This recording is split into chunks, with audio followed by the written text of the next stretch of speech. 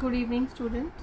I'm your history teacher and English also. So today I'm going to teach you um, history chapter, second chapter, and its name is Kings and Kingdoms. Um, this is NCERT your 7th class book, and I'm going to read this chapter. This is about the new dynasties which emerged during 7th century. नई नई छोटे छोटे kingdoms जो हमारे सब continent में आए थे, ये वो उसके ऊपर ये चैप्टर है कि कौन सी बड़ी किंगडम्स के अंडर न्यू छोटे किंगडम्स एमर्ज हुए या फलीभूत हुए. Okay, now I am going to read. Start from here. Many new dynasties emerged after the 7th century. वो जैसे मैंने आपको I told you about कि 7th century के during 7th century many new dynasties emerged, and this is a map one and shows the ruling dynasties in different parts of the continent between the 7th and the 12th century. And these are few new dynasties like Gujar Pratiharas are here. Rajputas are in the Western Deccan, and Cholas in the Tamil Nadu, and Chauhanas in the area around Delhi and Ajmer. And now this is the emergence of new dynasties, and in the 7th century there were big landlords or warrior chiefs in different regions of the subcontinent. ठीक है, existing kings often acknowledged them as their subordinates or सामंतस. ये सामंत होते थे. हम ये सामंतवाद पे actually हम इसको कहेंगे कि सामंतवाद, अपने हिंदी में ये देखा जाए तो ये सामंतवाद पे चैप्टर है कि सामंतवाद के फ्यूडलिज्म के आने से कैसे न्यू डायनेस्टीज आई.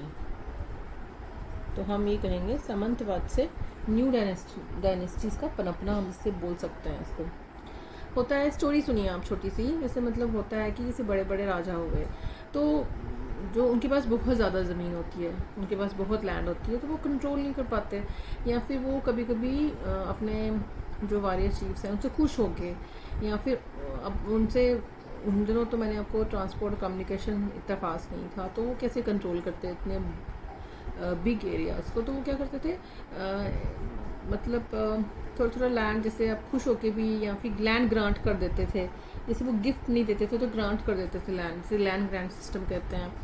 तो वो अपना लैंड दे देते थे लैंडलॉर्ड्स को, वारियर चीफ्स को, प्रीस्ट को, ब्राह्मण्स को कि भैया तुम इस लैंड को संभालो, इस पीस ऑफ लैंड को संभालो, तुम इससे टैक्स भी इकट्ठा करो, तुम वहाँ पे अपनी एक छोटी सी सेना भी तैयार करो, अपनी आर्मी तैयार करो, ताकि जब तुम्हें ज़रूरत पड़े या मुझे ज़रूरत पड़े, जैसे मैं एक राजा हूँ कि मुझे ज़रूरत पड़े, तो तुम लोग क्या करना, वो तब उस दौरान मुझे ये दे देना, अपनी आर्मी भी दे देना, मुझे टैक्स भी दे दो, और बाकी लैंड के ऊपर जो इरीगेशन करो, नए नए स्ट्रक्चर्स बनाओ, अपने वो ट्रेड सिस्टम अपना डेवलप करो, कुछ भी करो, लेकिन उसके जितने भी टैक्सेस हैं उसका रेवेन्यू मेरे पास आना चाहिए.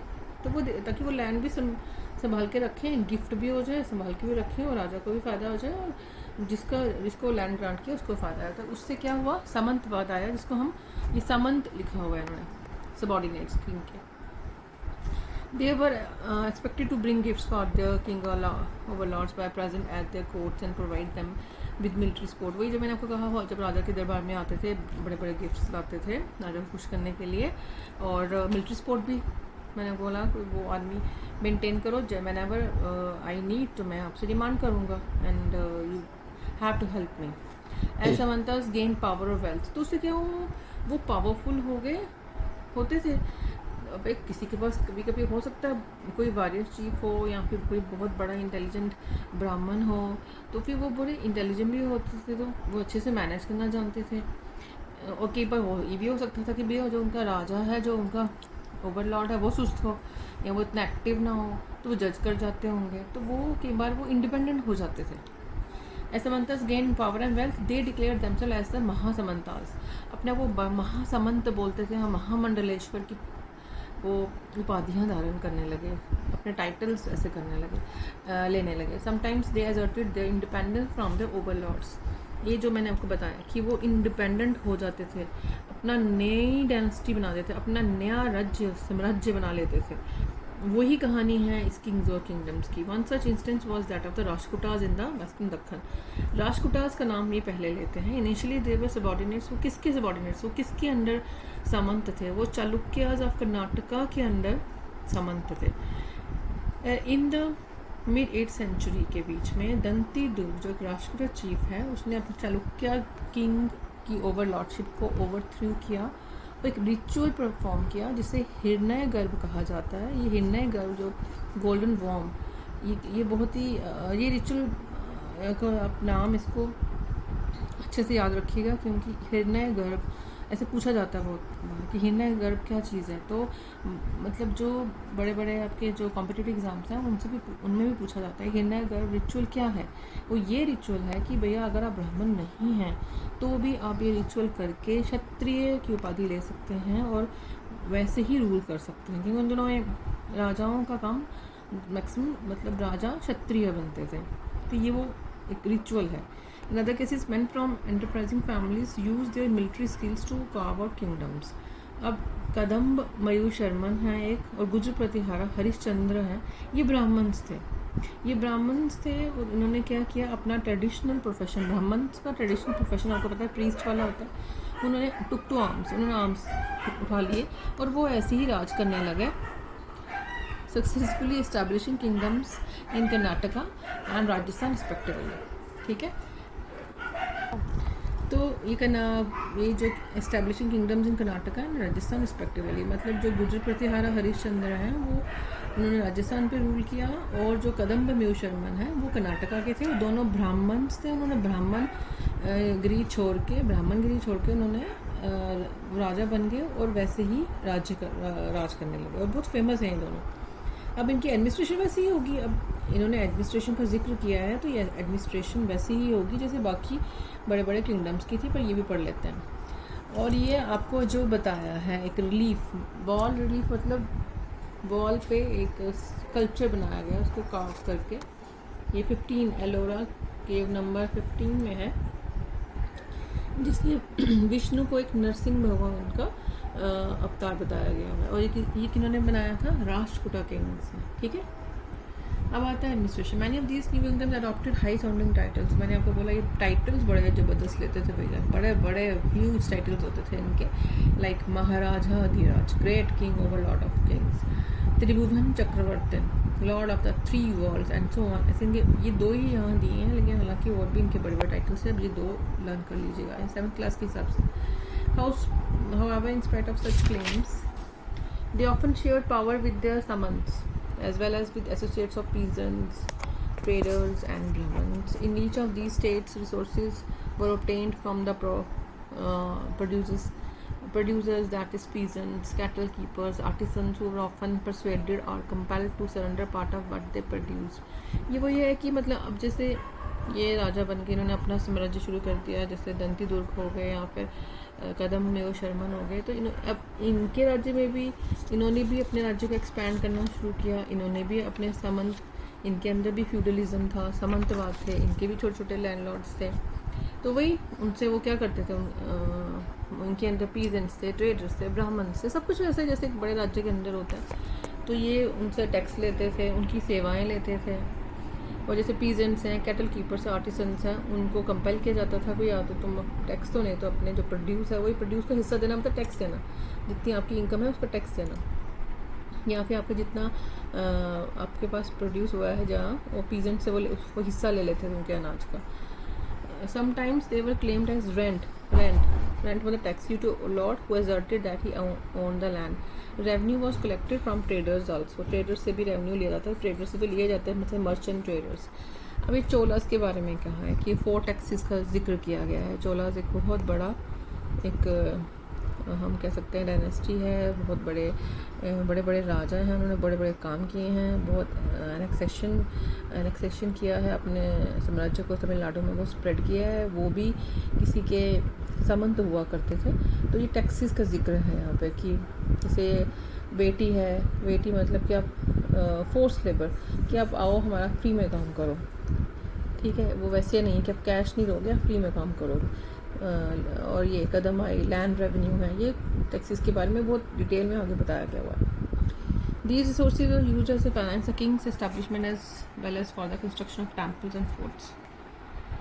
अब इन्होंने कहा कि ये रिसोर्सेज किंग की फाइनेंस को भी बढ़ाते थे, इस्टेब्लिश करते थे, और कंस्ट्रक्शन ऑफ टेम्पल्स और फोर्ट्स में भी काम आते थे। अभी ऑब्वियसली जैसे आजकल भी आप देख रहे हो गवर्नमेंट टैक्स लेती है, तो वो उससे एडमिनिस्ट्रेशन रन होता है, तो इसलिए टैक्सेस लिए जाते हैं। उस ज़माने में मंदिर बनाए जाते थे, आजकल भी बनाए जाते हैं, फोर्ट्स बनाए जाते थे उनके रहने के लिए, सेफ्टी के लिए, या फिर युद्ध लड़े जाते थे, ठीक है। और युद्ध के दौरान वो क्या करते थे, इसलिए भी युद्ध के बार लड़े जाते थे कि वहाँ से पैसा वेल्थ मिलती थी। आप लूट के द्वारा दूसरे राज्य को हराओगे तो वहाँ का वेल्थ लेके आओगे लूट के, as well as land as well as trade routes. और क्यों लड़ा जाता था? वेल्थ के लिए, लैंड के लिए, या फिर आपने अपने ट्रेड को एक्सपैंड करना है, ट्रेड रूट पे कब्ज़ा करना है। उन दोनों तो सारा बाय रोड ही चलता था। अगर बीच में कोई ऐसा साम्राज्य हो या कोई ऐसा राजा हुआ जो अपने बीच में से ट्रेडर्स को नहीं गुजरने दे, तो ये चाहते थे कि हमारा फ्री ट्रेड हो, हम उस राज्य को ही पूरा कंट्रोल कर लो ताकि हम दूसरे राज्य में जाके अच्छे से ट्रेड कर पाए। तो ट्रेड रूट्स के लिए भी लड़ाइयाँ लड़ी जाती थी।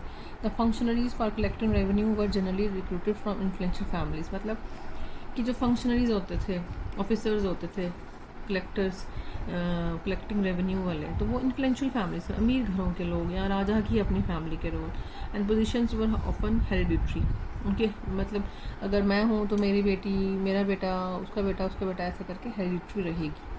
This was true about the army as well, army में भी यही रूल था कि हेरिडिटरी रहेगी। Many cases close relatives of the king held these positions, वही कि मैं तो राजा के अपने रिलेटिव्स ही हाई पोजीशंस पे होते हैं, वही कलेक्ट करते थे, वही मिनिस्ट्री जो है डिपार्टमेंट्स हैं, जितने मिनिस्ट्री होती थी वो संभालते थे।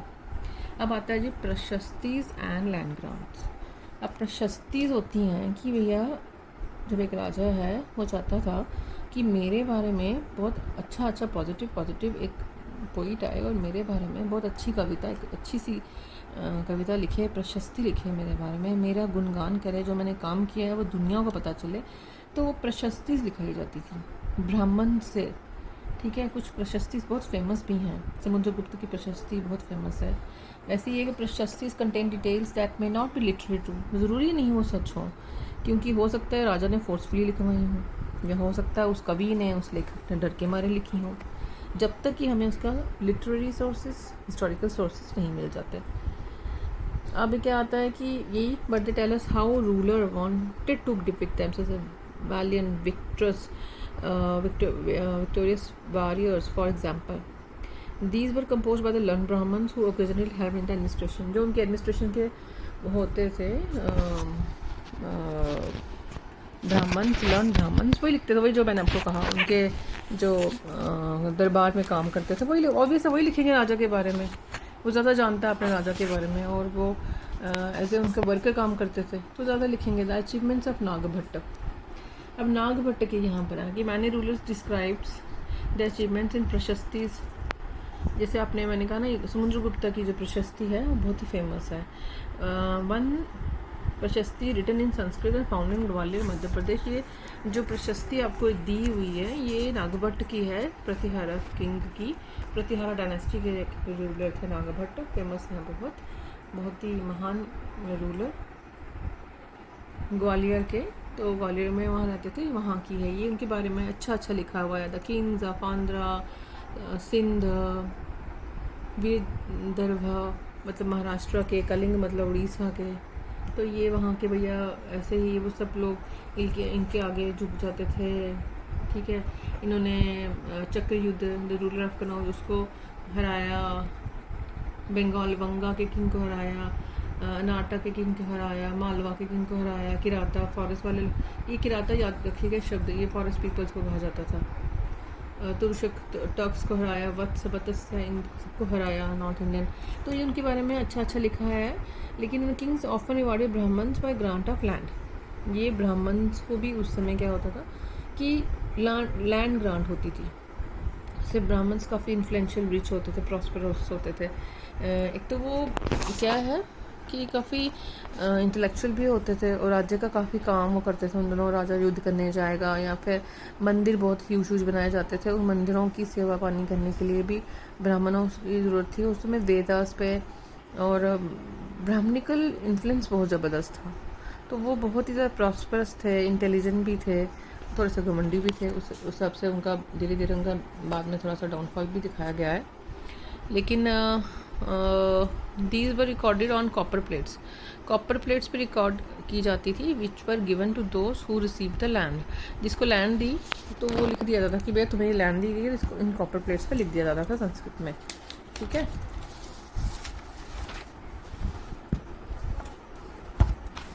नेक्स्ट पेज पे आइए, पेज नंबर 20। अब ये जो लिखी हुई है क्या है, what was given with the land, ये तो चोलास का है। चोलास के साम्राज्य के ऊपर ये सेक्शन दिखा है कि लैंड ग्रांट जब किसी को देंगे, लैंड ग्रांट हम देते हैं तो उसके साथ क्या क्या जाता था लैंड ग्रांट के साथ। ये हर एक बड़ी माइन्यूट डिटेल लिखी हुई है कि we had demarcated the boundaries of the land by making earthen embankments as well as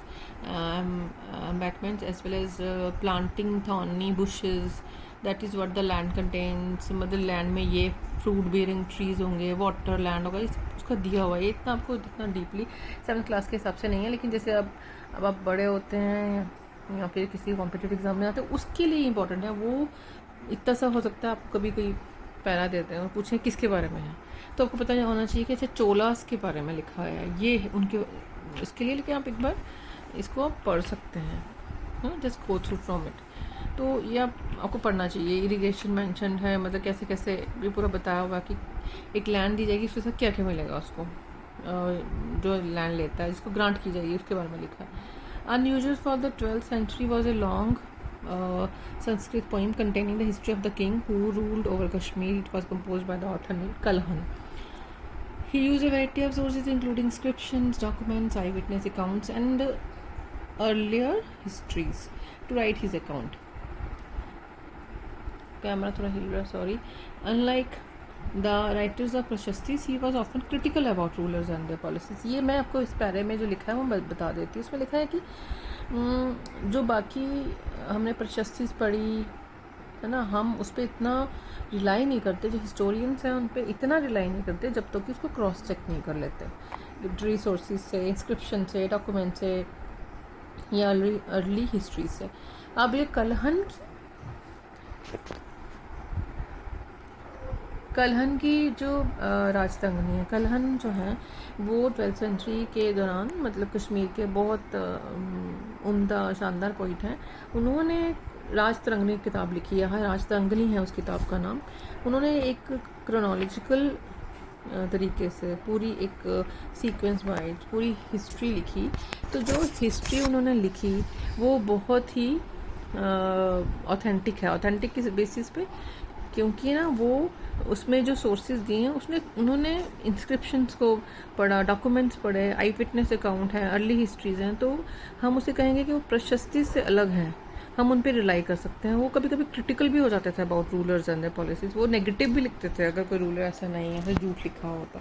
इसीलिए अब आता है वॉरफेयर फॉर वेल्थ, मतलब जो लड़ाइयाँ लड़ी जाती थी वेल्थ के लिए। कौन कौन सी, काफ़ी बड़े बड़े युद्ध लड़े गए। लड़ाइयाँ वेल्थ के लिए मैक्सिमम लड़ी जाती थी। You may have notice that each of these ruling dynasties was based in specific region. आपने देखा होगा स्पेसिफिक रीजन में थे, वो तो सबको पता है। At the same time they try to control other areas. तो वो क्या होता था, एनेक्स करते थे, दूसरे राज्यों को कंट्रोल करने की कोशिश करते थे, उन पर अटैक करते थे, वहाँ की वेल्थ को लेने की कोशिश करते थे। One particularly